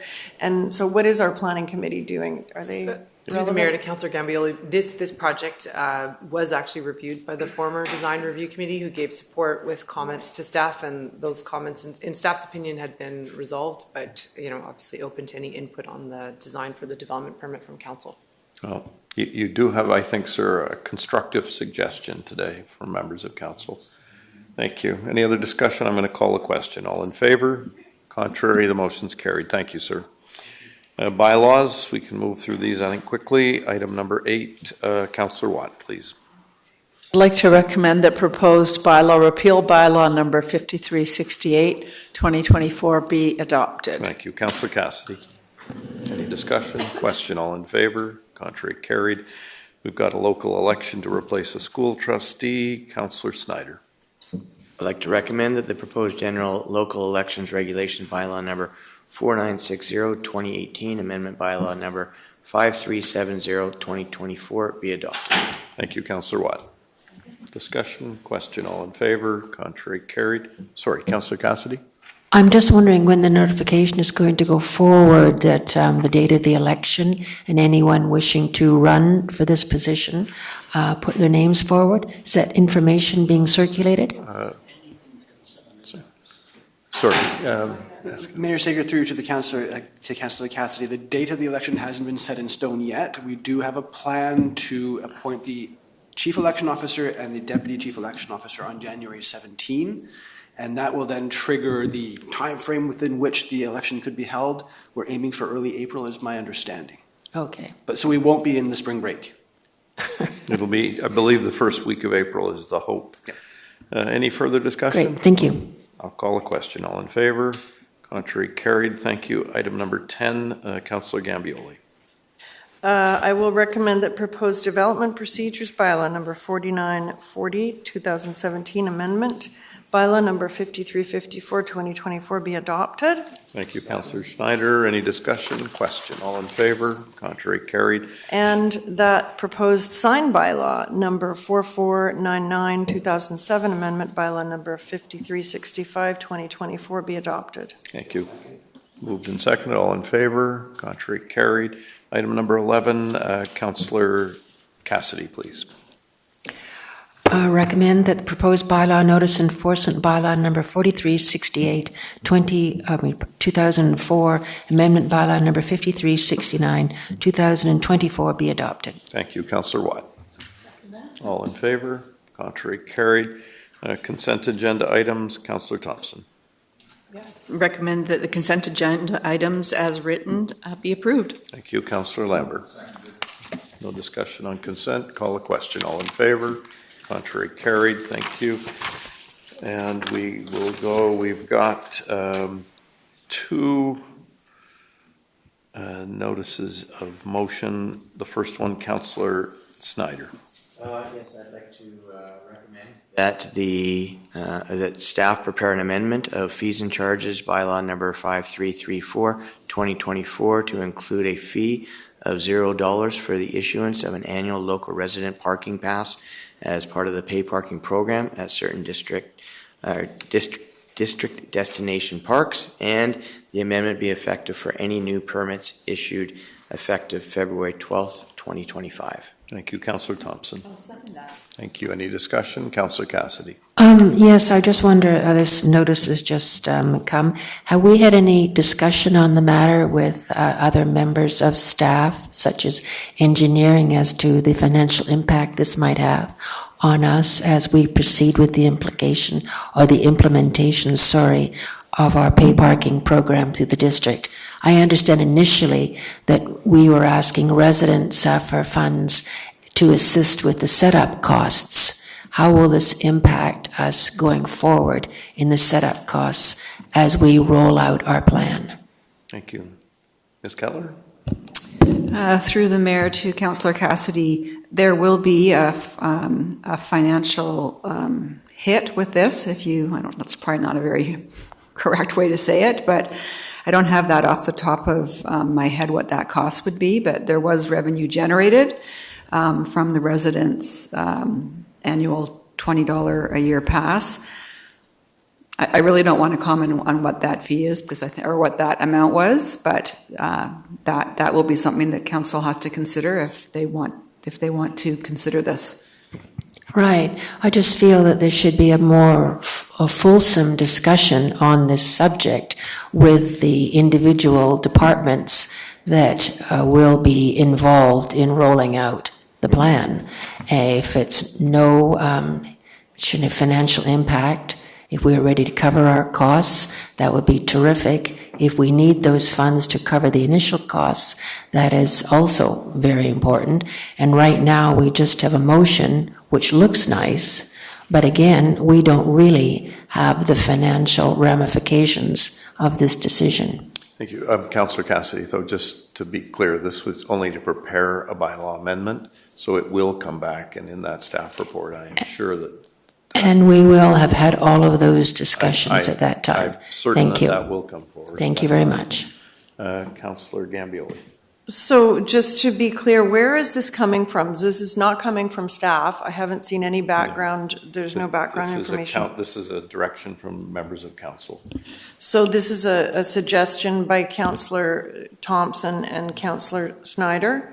And myself. And yourself. Oh, okay. So, so we don't have any background on this. In other words, we don't remember how many people bought the passes and how much. But Councillor Gambioli, just again, that's going to come forward with there will be a staff report with this. So. Sure, but usually when we, ask staff to use their time to prepare a new bylaw, essentially, we have reasons for doing that. So I'm just wondering from Councillor Thompson and Snyder, what is the reason for doing this? We've had very little pushback from residents, and so I'm just wondering why this, right now. Councillor Watt, you're next. I seem to recall that the number was either 27 or 37K that was the cost, and when you look at the overall 27,000. So when we look at the potential revenues, should we go forward with Ambleside Park in particular? It's a relatively small number to what we could do. And with respects to not receiving any pushback, I certainly received a lot. Thank you. Councillor Thompson. So just to speak to some of the concerns raised by councillors, we actually have seen these numbers, and I believe my recollection is we did entertain the idea, is it worth removing fees for the residents at this point? I can't remember them off the top of the head.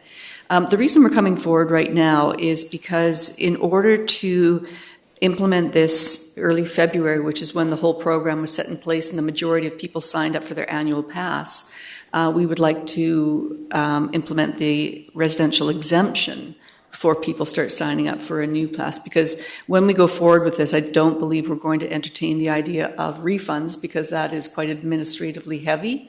So once the intention is to get the report from staff, have the debate publicly with all the numbers available, and then put this in place for February 12th, and from there, go on. Thank you. Councillor Cassidy. Councillor Thompson's response was sufficient. Thank you. Thank you. Any further discussion? I'll call the question. All in favor? Contrary, motion's carried. Councillor Gambioli opposed. Oh, and Councillor Cassidy, sorry, both opposed.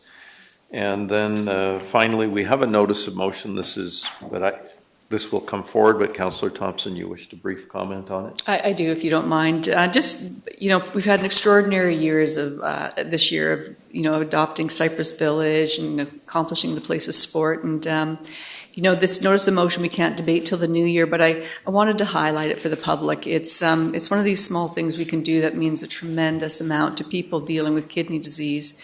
And, one of the biggest barriers to organ donation is in fact, not only finding a donor, but then finding a donor who can take that time away from work and their lives to go through this surgery and and have the time to recover safely. So this is just offering a cushion to people within the district organization who may be a good match for someone in their lives or someone they feel they would like to give their kidney up for. And I just think it's a worthy cause. The District of North Van and the City of North Van have both passed it unanimously this year. So in the spirit of Christmas and giving and kindness, I think it's a wonderful thing to highlight.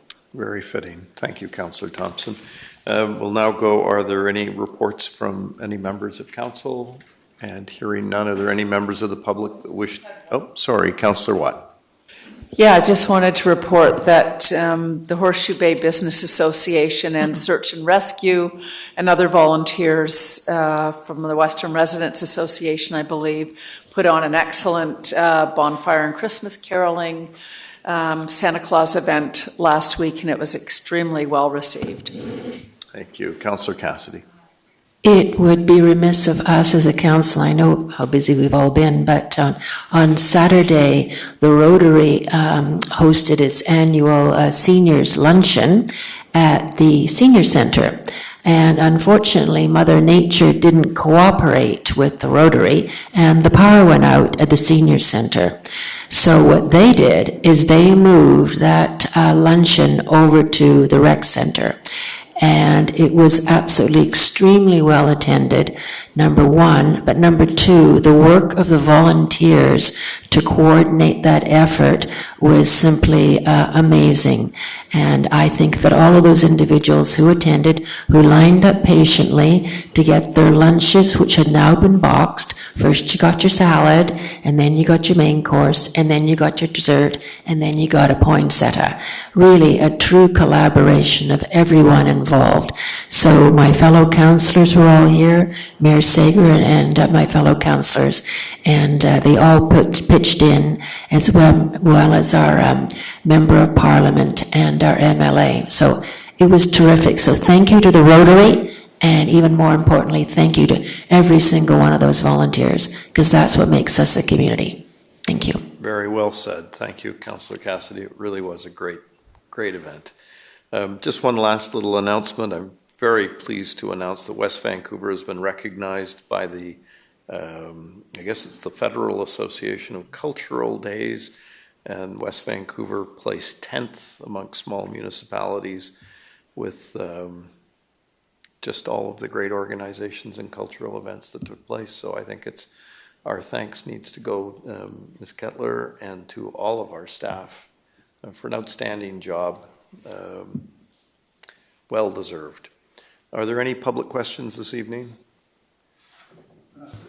There are, Mayor Sager. Could we just have a motion to receive the council report? Can I have a motion moved by Councillor Watt, seconded by Councillor Lambert? All in favor? Contrary, carried. We have 4 members of the public signed up. John Miller, Owen Finn, Emil Fung, and I believe it says Robert. Okay. This is an issue we've recently learned about, that Fortis and C-SPAN have been permitted to set up 4 anchorages right off our foreshore. When did you hear that? Well, I'll ask in the interest of time for Owen Finn to explain it to you. Okay, thank you. Mr. Finn? This is real news. Thank you. My name is Owen Finn, and I chair the Force of Nature North Shore group that hopefully pesters you a bit about climate matters.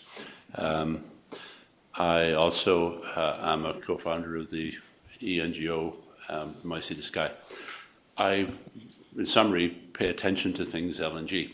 And last week, the mooring of a ship in Nanaimo Harbour called the C-SPAN Lions, after the local mountains, caught my attention because it is part and parcel of a plan to do LNG bunkering in English Bay, right opposite West Vancouver, where you have 3 approved anchorages very close to shore. If you drive along Marine Drive, you can see them in about the 4,000 block of Marine Drive. This is a plan by Port of Vancouver principally, who wants to be an LNG capable port. But They have joined an international organization of ports around the world in 2017, but have been slow to implement this.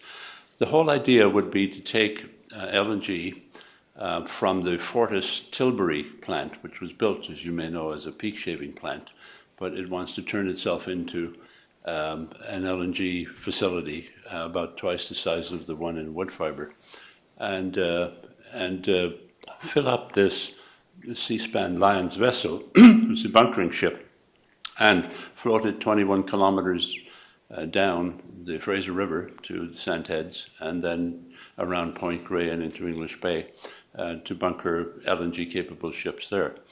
There are a whole pile of problems with doing that, not least of which is the lack of safety standards in Canada relative to what they are in the US. To give you an example, the recommended safety standard in the US, that is, where this occurs to the limit of where people would be really vulnerable, is about 3,500 meters. So if you take the anchorages that you can see off your drive along West Van, you would be well above the upper levels by the time you got to 3,500 meters. Wow. This would matter to residents along there, which is their insurance coverages are going to increase significantly because those would be in the closest radius where a spill from this 3,500-ton LNG bunker ship would, if the wind were blowing in the right direction, worst case, would immolate or would flash freeze most of the residents in their homes. Not a matter of little consequence.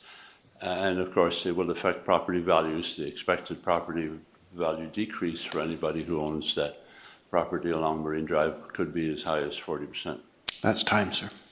I think this is something we need to follow up on, and I'd appreciate if you've got time in the next few days to give me a call, or and so that we can fully report back to council on this early in the new year. Yeah, I certainly will. It became a matter of some more concern to me when I asked the people in the Port of Vancouver who were responsible for dealing with oil spills if their oil spill regime covered gas, and they said, no, that would be a municipal matter. So I imagine this is news to the District of West Vancouver, and as it was to me. And I will certainly give you a call, Mr. Sager. Thank you. Thank you so much. I appreciate you coming this evening. Yes. We have two more names on the list, Emil Fung and Robert Nell, perhaps. Thank you, Mr. Fung. Nice to see you. How are things up in the Glenmore neighborhood today? Neighborhood, yes, thank you. Just wanted to come here today to give an update and also a call for action with regards to something that we started in the old world back in May regarding the 14 Glenmore Drive redevelopment, and we asked, we submitted a petition that was signed by over 50% of the residents then to do three things. One was to improve the pedestrian safety and traffic flow around the area, especially with respect to the traffic coming from Collingwood School. Two was to provide a provisional rezoning of RD1 and RM4 properties, similar to the one that was being built at 14 Glenmore Drive. And three was to convene a task force between members of council, Collingwood School, and certain members of the neighborhood. I want to comment on number three primarily today. We did convene with your participation, Mr. Mayor, and we have now received a response from Collingwood School in terms of all of the requests that were made. And the one principal request, they agreed to all of them, by the way, but there was one principal request that wasn't granted. And I just want us to address that here before we convene another session of the task force. Primarily, this relates to we gathered the omission of the Design Review Committee in addressing sound barrier and noise mitigation for neighbors who lived within 20 meters of the playing field. And so I'm here today really to advocate that if someone could call for action to put in a bylaw that essentially would comply with what we requested, which is to build a sound barrier at the perimeter of the playing fields that are adjacent to. There's about 12 residences on Glenmore Drive. Thank you. Yeah. I did appreciate the opportunity to meet with you and your neighbors, and I'm happy to say the first couple of items are well underway with our staff, and I'll be more than happy to follow up. And I know you've got the hearts of a number of members of council. Right. Thank you. Okay. Thank you. Rob Nels is going to talk more about this issue. Certainly.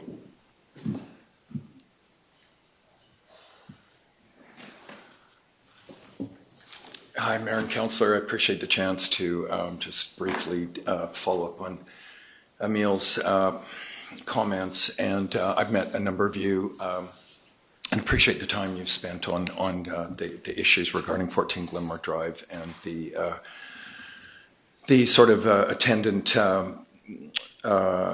impacts by Collingwood School on Glenmore residents, particularly in regards to noise. So I'll focus my comments on that and just follow up on Emil's call for action. Just briefly, I wanted to, Emil had mentioned the Design Review Committee limited oversight, so just want to briefly discuss the school expansion and that 2011 design review.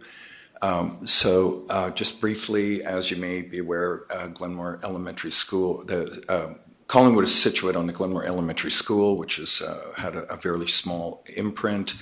The 2012 expansion was replace a modest grass field with an installed turf field approximately 40 feet from residents' homes, 20 meters from the property line. The building permit was issued in 2012 without reference to, without a requirement for rezoning, public hearings, or public input into the expansion. Collingwood officials, and this is confirmed in an email by Nina Lemus with the district of 2019, Collingwood officials appeared before the Design Review Committee in 2011 as a courtesy referral. There's a number of gaps in that review. The minutes show that the discussion was focused on landscaping and aesthetics. There was no explicit consideration of noise impacts on neighboring homes. There's an absence of measures to minimize noise disturbances, sound barriers, acoustic shielding, or vegetation buffers. There's a complete lack of engagement with resident concerns about noise and proximity impacts. So just in sum, there was the 2011 Design Review Committee had a critical review to address noise impacts and to echo Emil's calls for action as recommended by the Glenmore Task Force to implement sound absorbing fencing to rectify the past oversights and improve community relations. And just to recognize the impact of the field design on residents' use and enjoyment of property and health and well-being on Glenmore residents. That's my comments. Thank you. Great. Thank you very much. Thanks for joining us this evening. Hearing no further requests, may I have a motion to adjourn? Moved, seconded, all in favor, contrary carried. Ladies and gentlemen, wish you all the very, very best for this holiday season. Look forward to seeing you next year.